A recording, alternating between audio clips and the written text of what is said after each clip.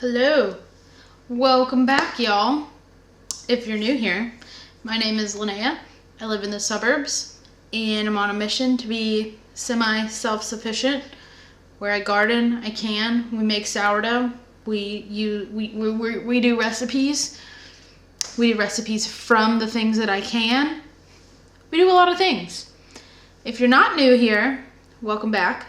You guys know I'm on a sourdough journey. I'm on a journey to know when I should shape my dough and put it in the fridge so I can get the most round loaf possible. And today is the day that I have decided to try another experiment.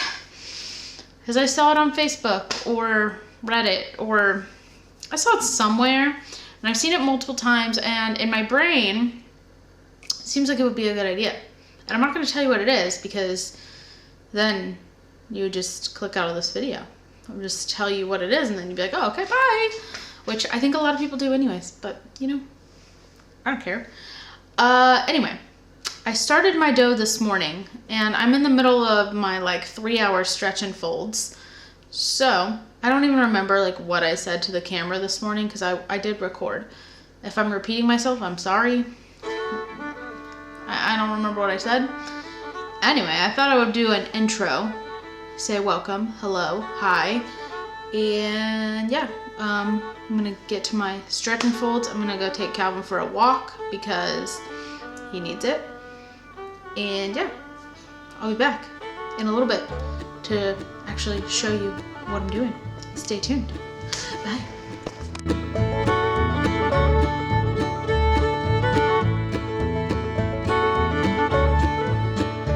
Alright, for anyone that is new here, this is a refresher that I am on my journey to make more springy, better sourdough, to find the best method for myself. Anyway, so I'm just going to start with my basic sourdough recipe that I usually follow. So in this bowl I have 270 grams of water, and I'm going to add 130 grams of active starter.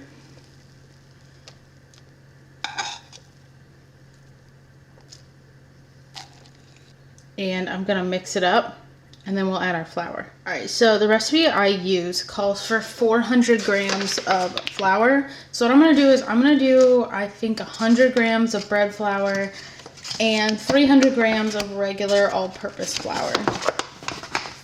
We'll see how it turns out. So this is the bread flour. And then I'm gonna add 300 grams of regular flour.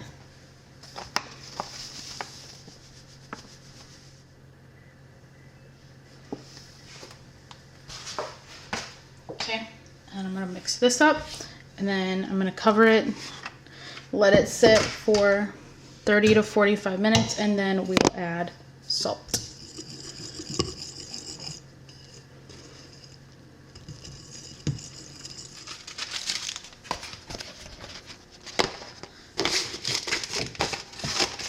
Okay, it has been about 30 minutes.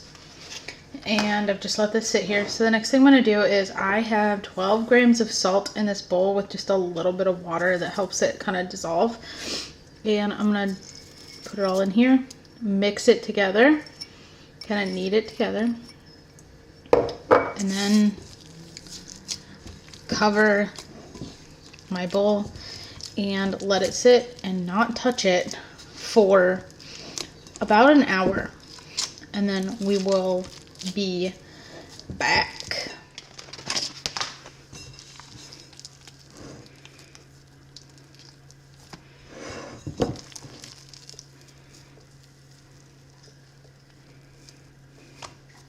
Okay, so I did my last stretch and fold, and this is the trick that I've seen. So you take a clear container. This one's really small. You want a small container because you don't want to put a lot of your dough in here. And normally I got stuff on I have ink on my finger. I was doing some stuff. Anyway, normally you would take a Sharpie and put a line where you put your dough. but I don't know where my Sharpie is. So I'm just gonna put dough until the top of this Rubbermaid mark on here. And then what you do is you let it sit, cover. I'm gonna cover it, not tightly, just set this over it. And once this, like, I'll put it to here. Here, let me just do it. Let me wet my hands, my dough is sticky. Okay, Jonathan's gonna like walk inside and be like, what are you doing? He's outside with the laundry. Okay, so, hi. Hey. Okay, so basically I have dough to the top of this Rubbermaid container. What I'm gonna do is cover it loosely like that.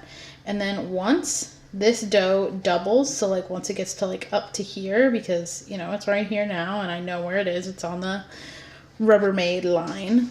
Once it doubles, that should mean that this dough has also doubled, which means then it's time to shape it and put it in the Banneton basket and put it in the fridge. So we're gonna give this a whirl and see if this gives us like proper dough, properly proofed, fermented dough. So I'm gonna set that there. We're gonna cover this, and it's 3:30 exactly. So we're gonna see how long it takes. I'll be back. Okay, y'all. So it has been almost 8 hours since I put this dough on the counter and put this in here. As you can see, I don't know where my little Rubbermaid mark is. I think it's right there. Oh, it's right here. That's where the Rubbermaid mark is. And it has more than doubled in size. So that means it rose, and I think it rose a good amount. I think we did go over to our friends tonight, and we were there a little longer than I wanted to be, just for this dough's sake, but I think it's good. It didn't rise over. It, I don't know, a little more than doubled. So I'm gonna put it out on my counter and shape it and put it in my Banneton basket and put it in the fridge overnight. So watch me do it.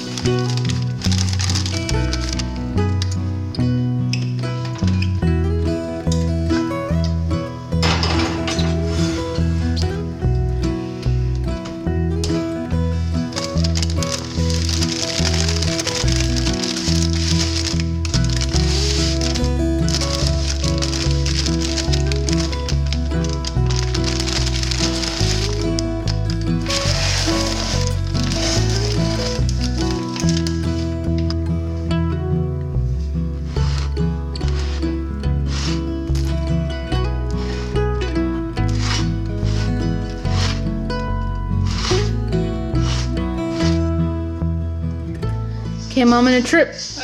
Bless her heart. Mother! Huh? Mother! Guys, can you tell my mom's here? Just kidding. She said, are you going to cut that bread?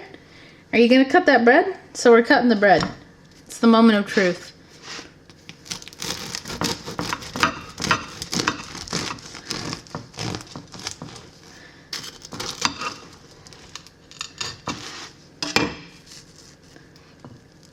Oh yeah. I look good. Mom, do you want to try this on the video? No. She said yeah. Everyone's, yeah, she said yeah.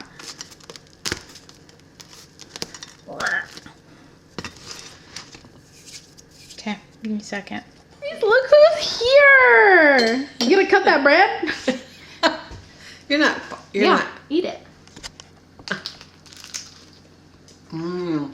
Uh-huh. Good. That's what she said. Uh-huh. Good. Now she doesn't want to be in the video anymore, so. Yeah.